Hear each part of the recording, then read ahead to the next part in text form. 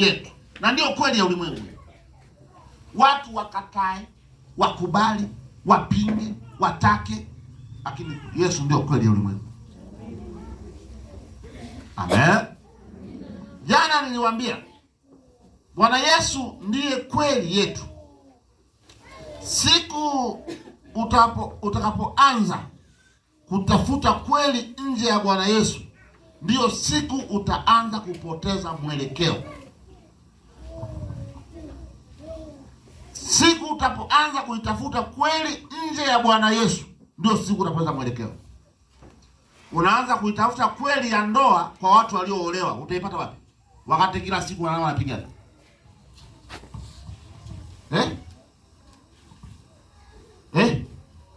Kweli nini? Utaipata wapi? Unaanza kuitafuta kweli ya malezi kwa watu wanaofundisha malezi lakini hawajui kulea. Utaipata wapi? Si anawaingia. Unaanza kuitafuta kweli ya uchumi kwa watu ambao hawana uchumi au wana uchumi lakini hawajui principles za uchumi. Utaipata wapi? Ngoja nikusaidie.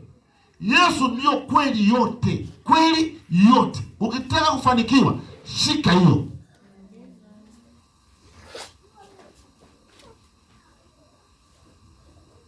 Yesu alikuwa na unyenyekevu wa kupita viwango vya kawaida. Maana alinyenyekea hata mauti salama.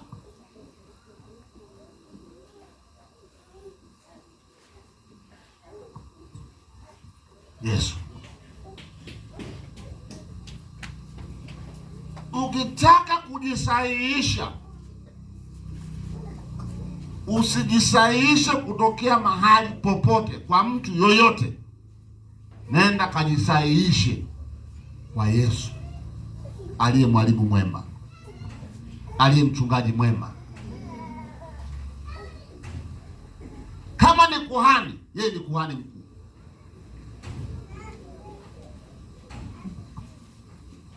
Kinachowaumisha watu wengi makanisani,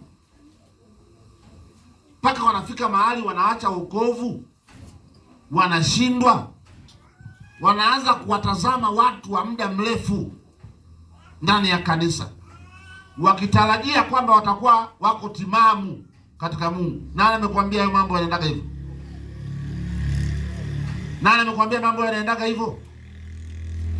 Mambo hayaendagi hivyo hata mara moja. Mambo ya Mungu.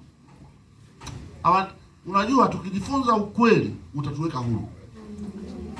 Amen. Kila aliyoko ndani ya kanisa au Mkristo, kwanza anatakiwa awe mfuasi wa Yesu. Nimesemaje?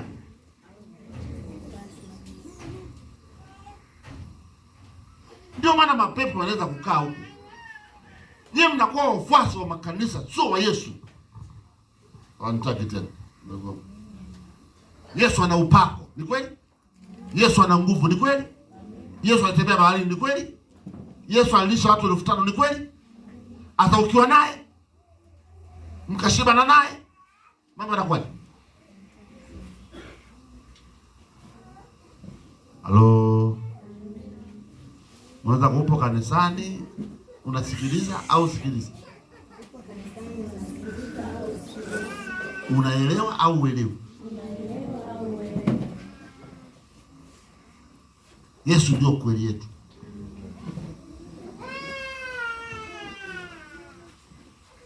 Kwa msingi huo, tukijua kwamba Yesu ndio kweli yetu, hakuna wachawi wanaweza kuwa na nguvu kwetu. Hakuna mizimu inaweza kuwa na nguvu. Hakuna magonjwa ya ukoo au ya kulisi au ya hapo inaweza kuwa na nguvu kwetu. Kwa nini? Yesu ana nguvu. Ndio kweli yetu.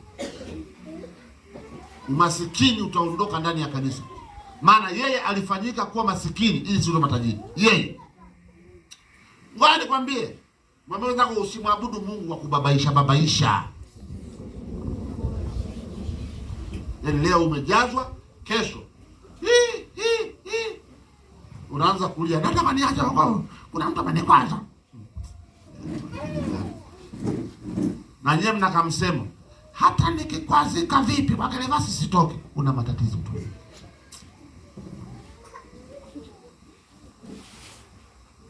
Yanayokwaza ni manini sasa? Wanaweza kwa vinakukwaza vini? Mweza unakwazika na nini? Ako kanisemo nika kiroho, lakini nika wewe unakaribia kushindwa wewe. Nika kiroho fulani hivi, kana uroho fulani, lakini kuna mambo yanakuumiza wewe. Mweza? Ufike mahali kune point ya kusema Yesu na mimi tutasonga mbele.